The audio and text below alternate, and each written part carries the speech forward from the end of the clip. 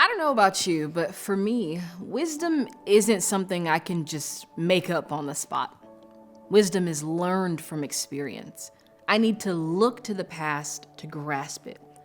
In 1862, the Emancipation Proclamation proclaimed that legal slavery would forever reside on the trash heap of history where it belonged. However, freed blacks did not immediately gain equal rights. Prohibited from access to social institutions, they had to establish their own. Through the African American church, succeeding generations has been inspired to hope in God in spite of everything. Through the church, we've watched God provide.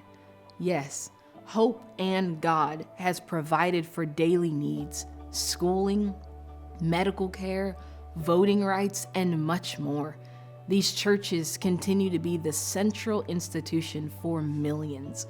Even today, as a country and culture, as we still struggle to achieve equality, God provides through these churches the hope that upholds us.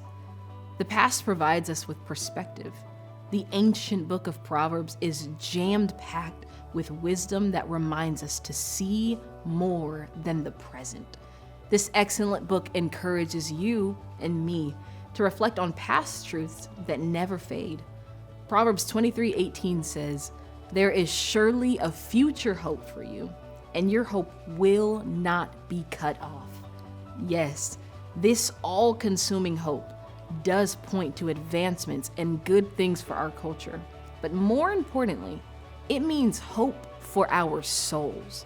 God is making us a promise that our hope in Him and His Son, Jesus, will not be cut off, not in this life or in the next.